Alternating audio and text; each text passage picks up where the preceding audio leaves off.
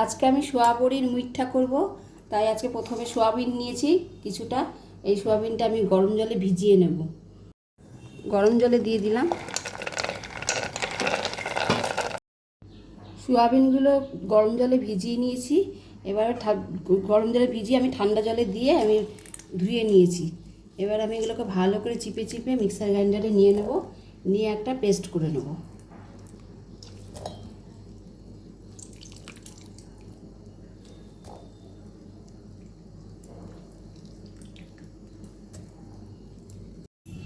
Soybean paste করা হয়ে গেছে।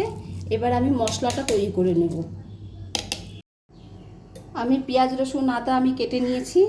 আমি মিক্সার গ্রাইন্ডারে এটা পেস্ট করে নেব।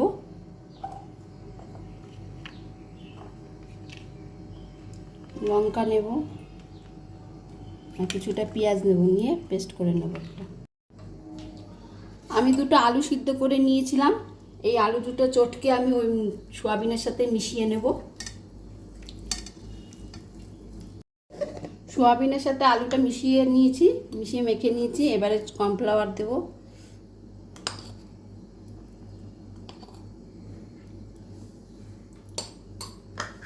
কিছুটা দেব ওই পেঁয়াজ রসুন আদা বাটা আর লঙ্কা বাটা।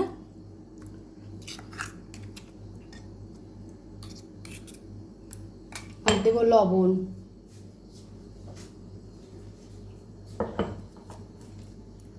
দিয়ে আবার মেখে নেবো এটাকে ভালো করে। এইভাবে মুইঠা করে নিতে হবে। এইভাবে সবকটা মুইঠা করে নেব। সোয়াবড়ির মুইঠা তৈরি করে নিয়েছি।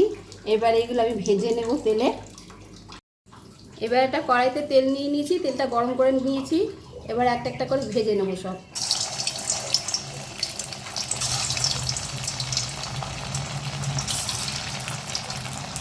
নিয়ে ভেজে নেব। ভাজা হয়ে গেছে, এটা আমি নামিয়ে নেব। এইভাবে আমি সব কটা ভেজে নেব।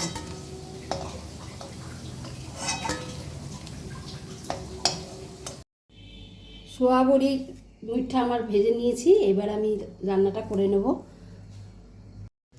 ওই কড়াইতে তেল যে গরম ওই মুইঠাগুলো ভেজেছি, সেই কড়াইতেই আমি পেঁয়াজগুলো দিয়ে দেবো। পেঁয়াজটা কিছুটা বাদামি রঙের ভেজে নেব। পেঁয়াজটা ভাজা হয়ে গেছে। এইবার আমি টমেটোটাও কিছুক্ষণ ভেজে নেব।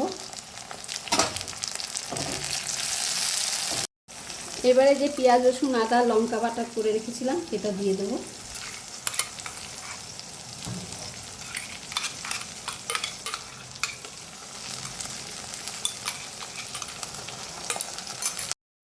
এবার এর মধ্যে হলুদ, জিরের গুঁড়ো, লঙ্কার গুঁড়ো। লঙ্কার গুঁড়োটা যে যেরকম ঝাল খাও সেরকম দেবে। আর দেব লবণ, দিয়ে ভালো করে কষিয়ে নেব। কষানো হয়ে গেছে। এবার আমি পরিমাণ মতো জল দিয়ে দেবো, দিয়ে এটা ফুটতে দেবো। তারপরে আমি মিঠাগুলো ছেড়ে দেবো। ঝোল ভালো মতো ফুটে গেছে। এবার আমি সোয়াবড়িগুলো ছেড়ে দেবো, মিঠাগুলো।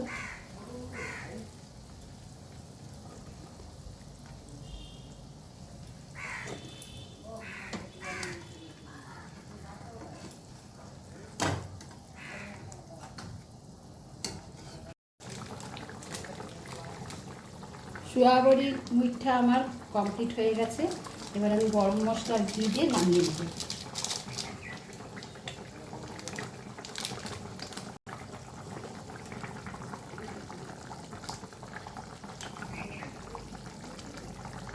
দিয়ে এবার নামিয়ে নেব আমি। সোয়াবড়ির মুইঠা আমার হয়ে গেছে, কমপ্লিট হয়ে গেছে। কার কীরকম লাগলো আমাকে কমেন্ট বক্সে। আর তোমরা ভালো থেকো, সুস্থ থেকো।